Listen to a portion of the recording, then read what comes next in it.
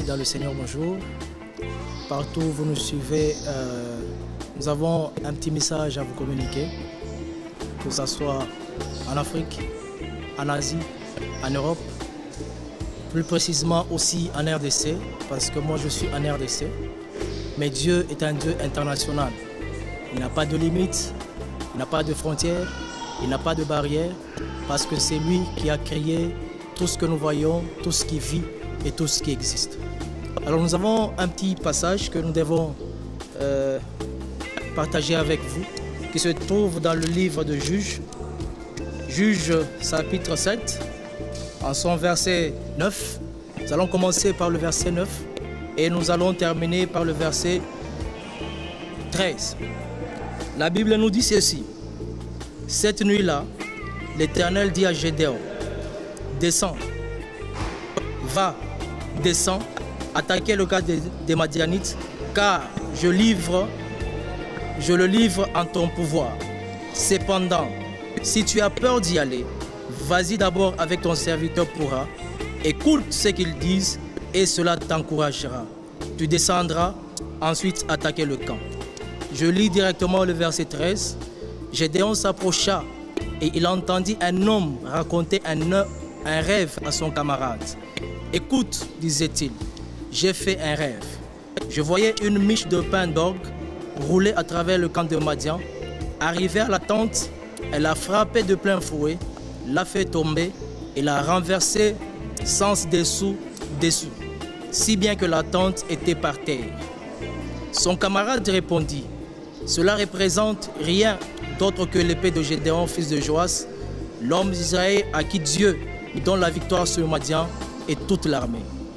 Lorsque Gédéon eut entendu le récit du rêve et son interprétation, il se prosterna, puis il retourna au camp d'Israël et cria. Bien-aimés dans le Seigneur, là c'est un passage que nous avons lu dans le livre de Juges, chapitre 7, qui nous parle de Gédéon. Gédéon qui était de la famille de Benjamin, qui vivait dans une vie difficile, avec une pauvreté, une souffrance accrue, parce qu'ils étaient sous la domination des Madianites. À cette époque-là, la vie était devenue difficile, parce que les Madianites avaient pour mission, pour rôle, de venir détruire tout ce que les enfants de Dieu pouvaient construire.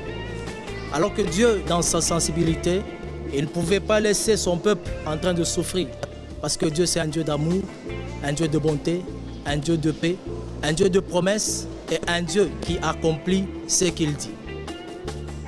Les Israélites, c'est un peuple sur qui Dieu avait fait des promesses. Un peuple qui pouvait vivre dans l'abondance. Parce que Dieu, au commencement, il a dit, lorsqu'ils étaient en captivité, je vous mènerai en captivité, mais après autant d'années, je vous ferai sortir pour vous faire entrer dans le pays où coule le lait ainsi que le miel. Au lieu du miel, les Israélites se sont retrouvés dans la souffrance. Au lieu du lait, les Israélites se sont retrouvés en train de fuir, en train de se cacher, en train de gémir, en train de soupirer. Et je pense qu'à cet instant-là, certainement le peuple se demandait où est le Dieu de nos pères? Où est le Dieu des promesses? Où est le Dieu qui parlait et la terre tremblait? Où est le Dieu qui crachait le feu? Où est le Dieu qui a fait des merveilles avec nos ancêtres? Et si vous commencez l'histoire de Gédéon, Gédéon aussi s'est posé ces mêmes questions. Mais je suis en train de vous rassurer et de vous dire ceci, que le Dieu que nous prions, c'est un Dieu des promesses et un Dieu de l'accomplissement des promesses. Il n'est pas seulement le Dieu d'hier, il n'est pas seulement le Dieu d'aujourd'hui, il est aussi le Dieu de demain. Parce qu'il dit que la destinée de l'homme est entre ses saintes mains. Gédéon s'est retrouvé dans cette vie en train de souffrir. Mais la promesse de Dieu qui était dans Gédéon, c'était une promesse qui subsistait, qui résistait et qui devait s'accomplir. Et lorsque Dieu s'est approché de cet homme s'est dit, qui suis-je pour que Dieu me choisisse? Toi là où tu es, tu me suis, tu me captes. De partout où tu es, Dieu te connaît et il sait de quoi tu es capable. Tu peux te retrouver dans une situation difficile, dans des moments compliqués, dans des situations que toi tu ne comprends pas, dans des événements qui t'arrivent, tu ne connais même pas l'origine. Mais je suis en train de te dire et de te rassurer que Dieu connaît ton adresse, Dieu connaît ton nom, Dieu connaît ta force, Dieu connaît de quoi tu es capable et Dieu sait que par toi, une délivrance peut arriver. Si je te parle ainsi, c'est parce que je suis venu avec un petit thème en te disant, ton ennemi aura un rêve. Alléluia. Là où tu es, tu ignores ce que Dieu est capable de faire. Là où tu es, tu ignores les intentions réelles de Dieu. Mais je te dis, ton ennemi aura un rêve. En lisant, on nous raconte, on dit, Gédéon s'est rencontré avec Dieu. Il a commencé à discuter avec l'Éternel. Et Dieu a senti que dans Gédéon, il y avait la peur. Il ne voulait pas avancer. Il ne voulait pas foncer. Il ne voulait pas évoluer. Malgré que Dieu lui avait déjà annoncé dans le passé que tu es un vaillant héros, par ta main, je délivrerai Israël. Mais malgré cette promesse, cet homme de Gédéon semblait encore douter, semblait encore hésiter, semblait encore se résigner, semblait encore s'enfermer sur lui-même. Et Dieu lui a dit, va, si tu as peur d'aller vers ce peuple, prends l'un de tes serviteurs, va avec lui. Et lorsque vous arriverez dans le camp, tu entendras ce que l'ennemi va dire. Bien-aimé, les stratégies que Dieu peut appliquer pour délivrer un homme, pour délivrer un peuple, pour délivrer une nation, ne dépendent que de lui-même. Tout ce qu'il nous demande, nous, en tant que serviteurs, c'est de l'écouter, de le suivre, d'être sensible à ce qu'il dit. Parce que de toutes les façons, la victoire, tu ne la mérites pas. Mais la victoire est venue de Dieu depuis les temps anciens. Pourquoi? Par cause de l'amour que Dieu a pour toi.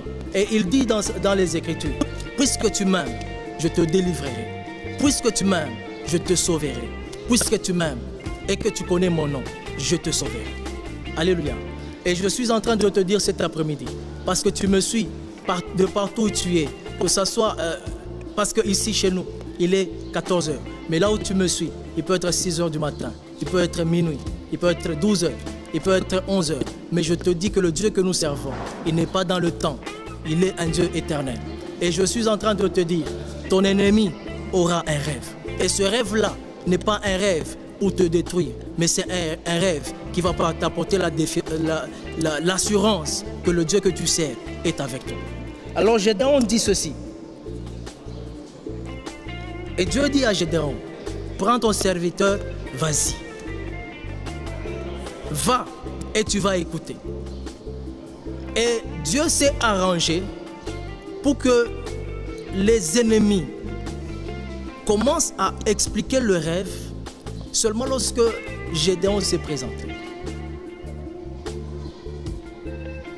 Et lorsqu'il s'est présenté, un des ennemis a dit, en train de raconter à son ami, écoute ce que j'ai vu. Ton ennemi aura un rêve. Non pas un rêve pour sa prospérité, mais un rêve pour sa propre chute. Peu importe la vie que tu vis, je sais que les nouvelles de ta délivrance sont déjà arrivées dans le camp de l'ennemi.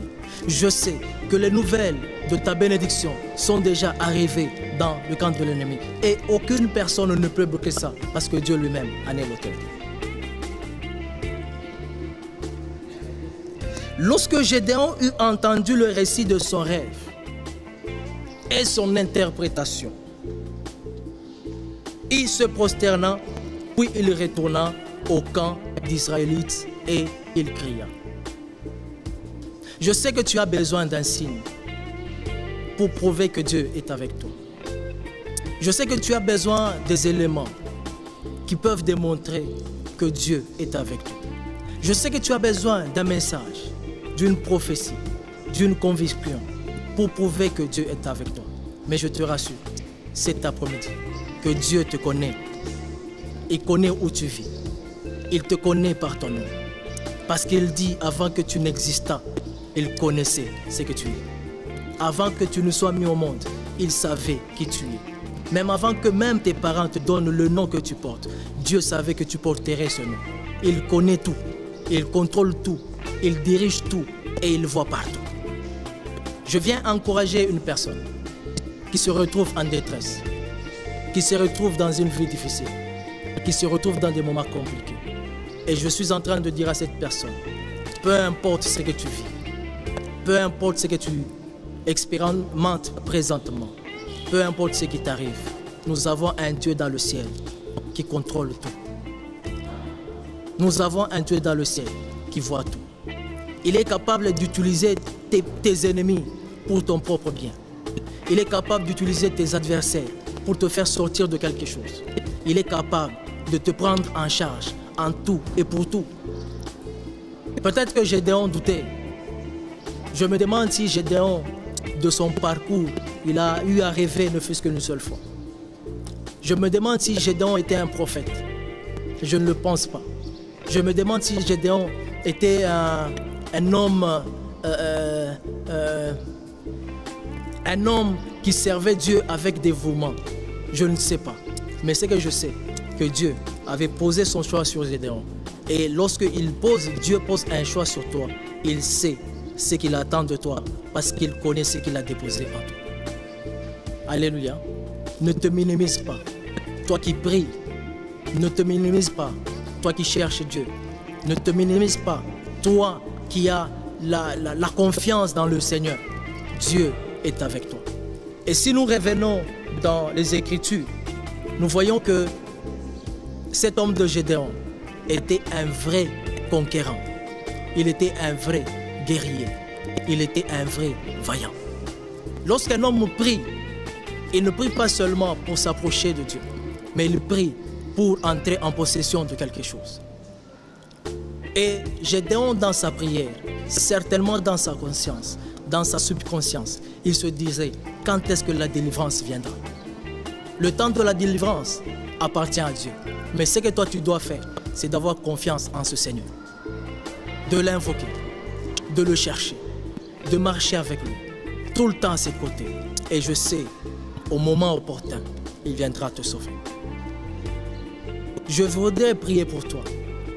Toi qui m'écoutes, qui est désespéré, qui passe des moments difficiles. Et je dis, ton ennemi aura un rêve. Ton ennemi, là où il est, Dieu est en train déjà de lui parler de toi. Ton ennemi, là où il est, Dieu est en train de l'inspirer sur ce qui va lui arriver. Ton ennemi, là où il est, Dieu est en train de lui dire, attention, ton temps de règne est déjà fini. Et je suis en train de te dire, que ce soit la maladie, le temps de règne de cette maladie est déjà arrivé à terme. Que ce soit le chômage, le temps de règne de ce chômage est arrivé à terme. Que ce soit le temps de stérilité, le temps de règne de la stérilité est arrivé à terme. Que ce soit le temps des pleurs, le temps de règne des pleurs est déjà arrivé à terme. Pourquoi? Parce que Dieu est au contrôle de tout. Alors, j'aimerais que tu fermes les yeux là où tu es. J'ai juste besoin de faire une prière pour toi. Ton ennemi, n'oublie pas le thème, ton ennemi aura un rêve. Et c'est lui qui va te permettre d'écouter le rêve de tes ennemis, c'est Dieu. Il va te disponibiliser. Il va t'amener jusque dans leur camp. N'aie pas peur, avance. Ne recule pas dans les ambitions que tu as. Ne recule pas dans les projets que tu as. Ne recule pas dans les bonnes intentions que tu as. Parce que je sais que Dieu est avec toi. Ferme les yeux là où tu es. Je vais prier. Le Dieu de grâce, le Dieu de paix. Le Dieu de toute grâce et le Dieu de toute bonté. Dieu du ciel, tu regardes les hommes et tu n'es jamais surpris par quoi que ce soit. Par contre, tu fais tout pour nous surprendre dans tout ce que nous sommes en train de faire. Je prie pour mon frère, je prie pour ma soeur, partout où elle se trouve. Elle a entendu parler de toi. Mon frère a entendu parler de ta renommée. Mais ce qu'elle vit, ce qu'il vit, ce n'est pas ce que Jésus tu avais déjà promis. Mais je sais que chaque souffrance a toujours une fin. Tu as dit à Job que la souffrance ne germe pas du sol et la pauvreté n'a pas de racine. Et je suis en train de dire, Seigneur, délivre mon frère, délivre ma soeur de la situation dans laquelle il se retrouve. Rien n'est difficile au-devant de toi. Rien n'est compliqué au-devant de toi. Toi qui pleures parce que tu n'as pas encore eu ce que Dieu t'a promis. Toi qui pleures parce que tu n'as pas encore reçu ce que tu as demandé au Seigneur. Toi qui pleures parce que tu n'as pas encore vécu les promesses de Dieu dans ta vie. Je te dis, Dieu te connaît. il va essuyer tes larmes. Tes ennemis seront dans la confusion. Tes ennemis seront troublés. Tes ennemis vont fuir. Tes ennemis vont se disperser. Car la Bible dit, ils viendront par un seul chemin. Ils fuiront par ce chemin. Je suis en train de prier pour que tous les ennemis qui se sont présentés dans ta vie, ils ont amené la maladie, ils ont amené les pleurs, ils ont amené la souffrance, ils ont amené la vie difficile, ils ont amené les inquiétudes, ils ont amené une vie avec la peur du lendemain. Ils ont amené une vie de crainte, une vie qui nous pousse même à nous suicider. Mais je te dis, tes ennemis, cet après-midi ou ce soir, ils vont se dire, il y a un Dieu qui nous a dit de partir. Parce que c'est lui qui a donné le rêve à ces gens. C'était Dieu lui-même. C'était Dieu lui-même. Et c'était Dieu lui-même. Et puisqu'il a révélé ce rêve, il a accompli selon ce que lui-même avait déjà prédit. Je te rassure que Dieu te connaît. Il viendra te sauver et tu chanteras les cantiques de Sion. Parce que lorsque Dieu a fait ces choses, Gédéon s'est agenouillé. Il a béni le Dieu de l'Israël. Il a béni le nom de l'Éternel parce qu'il s'est dit, le Dieu qui parle, il est le Dieu qui réalise. Sois rassuré, Dieu est avec toi. Moi, c'est Caleb, le berger Caleb, de la communauté évangélique Némi, communauté qui évolue au niveau de Mbujimai, qui est dirigée par le pasteur Vicky Chidimba. Depuis le début de l'année, nous sommes en train de parler sur un thème très important, lèvons-nous et bâtissons. Et ne peut bâtir que celui qui est conquérant, comme Gédéon. Ne peut se lever que celui qui a reçu une vision, comme Gédéon. Ne peut gagner que celui qui a la confiance en Dieu, tel que Gédéon l'a fait. C'est un thème qui nous a profondément bénis depuis que nous avons commencé à l'exploiter. C'est un thème qui nous a révélé beaucoup de choses et autour duquel nous nous sommes rendus compte que Dieu, il ne vient pas seulement pour bâtir les hommes. Il donne aussi la responsabilité à ces mêmes hommes en qui il se confie de bâtir aussi quelque chose tout autour d'eux. Et ne te minimise pas parce que tu as tout ce qu'il faut pour être un parfait bâtisseur. Tu peux bâtir ton foyer, tu peux bâtir ton ministère, tu peux bâtir ton entourage, tu peux bâtir ton travail et tu peux bâtir tout ce que tu peux parce que tu en as les capacités. Je pense que le petit message que Dieu a voulu te donner au travers le thème « Tes ennemis auront un rêve » est une bénédiction pour toi. Et je te dis merci et à la prochaine.